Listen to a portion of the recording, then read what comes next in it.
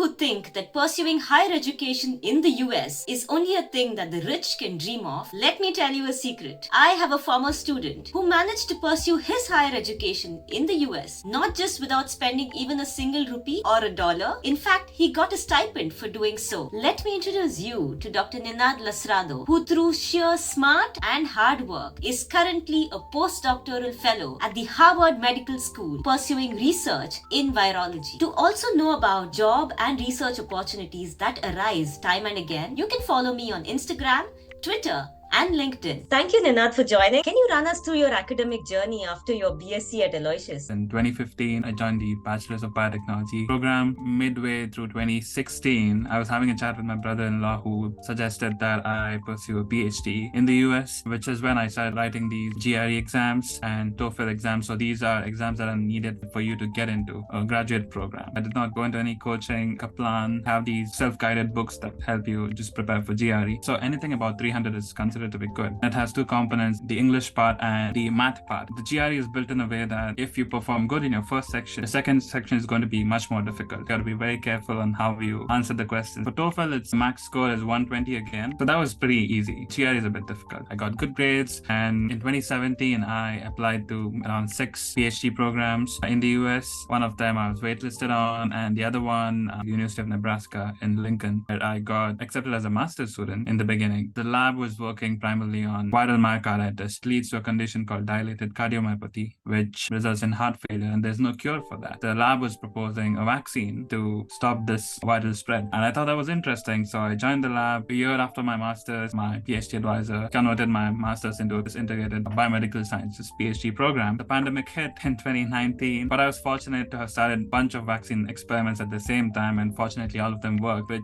resulted in us getting one vaccine for 6 different viruses of the same family. I took a chance on a few other projects, a little bit of computational biology and things like that. February of 2022, I started applying for postdoctoral positions. I was very fortunate to have been accepted in Dr. Dan Baruch's lab at Harvard Medical School. Dan, as I call him, is one of the world-renowned vaccine scientists. He developed the I-26 Johnson & Johnson COVID-19 vaccine. You spoke about directly applying for a PhD after your BSc. The US institutions usually say that you need at least 4 years of education after your high school or PUC or whatever. These days I've become lenient on those things, and even if you have a bachelor's, if you have some considerable research exposure, or if they think that your statement of purpose is really good, they'll give you a chance. It's not the experience that matters for programs, it's just the person that they're looking for, if the person can succeed in a said environment or not. When did you decide to take up a career in research, and how did you manage to achieve it? My second month into the bachelor's, I straight away went to Priscilla ma'am, the Dean of Biological Sciences office, and I asked her, I want a research project because I want to develop a career in research. She connected me to Father Leo D'Souza and Dr. Shashikiran. It wasn't high-fi, but getting to know the basics of research, let's say how to use a PCR, I would not have gotten that opportunity if I had not asked for that. Then I also did a project on evaluating the anti-cancer activities of a plant. Dr. Lynette and Priscilla ma'am helped me even get some blood samples, which I don't think I would have gotten if I had not pushed them. These were some of the basic experiences that I had. I would say were not enough, but at least I had the desire, which is what I expressed in my statement of purpose, and I think that is what got me through. It's become very competitive these days, and everyone has some research experience plus the aptitude that matters. If you have the desire to do something, people are supportive. It's not just enough to have that desire, it's needed to express that desire, and that's what you did. Tell me more about the Integrative Biomedical Sciences PhD program that you enrolled for. This particular program at the University of Nebraska Lincoln had a unique combination of biomedical sciences and virology, viral immunology, and microbiome research all within an umbrella. I thought it was a very interesting place. I reached out to the professor over there and expressed my intent on pursuing a graduate program and applied for a PhD program over there. Since funding was an issue in the beginning, I was enrolled as a master's student. We didn't really have to pay for the course fees. Everyone would be enrolled as a research assistant and everyone would get a stipend. And based on my performance, my PI 1 year down the road changed my master's program into a PhD program. How much did you have to spend spend initially? Zero. You didn't have to spend anything at all. Very often people think that pursuing studies in the US is very expensive and you need to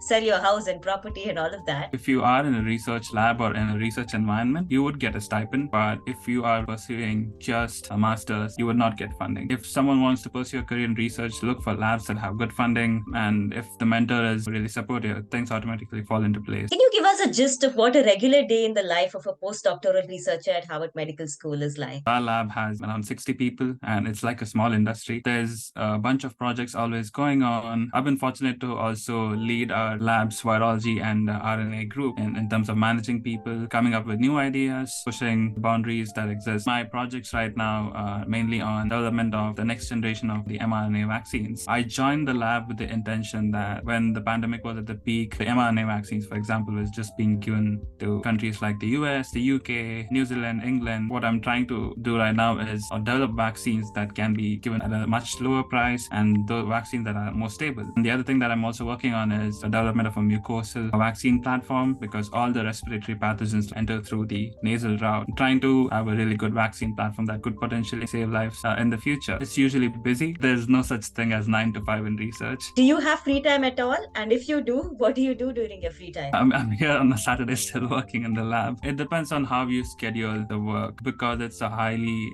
intensive research lab. But with whatever free time I get, I just try to work out and keep my mental health. Go out and enjoy the New England weather or do some painting on the side. Well, it's been 7 years since I last did my martial arts. Now I don't have that kind of time. The big question, what is it like to pursue research at Harvard Medical School? I would consider myself lucky, but I would not ascribe everything to luck. There was a lot of hard work and a lot of sacrifices that went into getting to where I am right now. Everyone's here on merit, right? All the PIs over here are world-renowned scientists, but it's also a highly collaborative environment and everyone's here to help each other to push science to the next level. At the same time, as the saying goes, you snooze, you lose, right? So you always got to be on alert. You always have to be ready for anything, because if you don't do it, someone else is going to do it. So what, according to you, are the skills that one must develop to excel in a career in research? The 4 Ds, you need to have the desire. If you don't have the desire, it's not going to get you anywhere. But when you have the desire, you need to have the determination. If you just dream about things and if you don't work on it, nothing's going to happen. And once you have the determination, if you have the drive to pursue that, research has its ups and downs. 50% of the time things work, 50% of times things don't work. So one should not get discouraged. The last thing is discipline. If you're not disciplined enough, things are not going to work. Thank you for putting that so beautifully together. What does career progression in your field look like? Soon after your PhD, one could easily get into a high-paying industrial job. Biotech sectors need PhD scientists. If you do your postdocs, it's more about acquiring more skills, leadership qualities, grant writing skills. Those things can get you into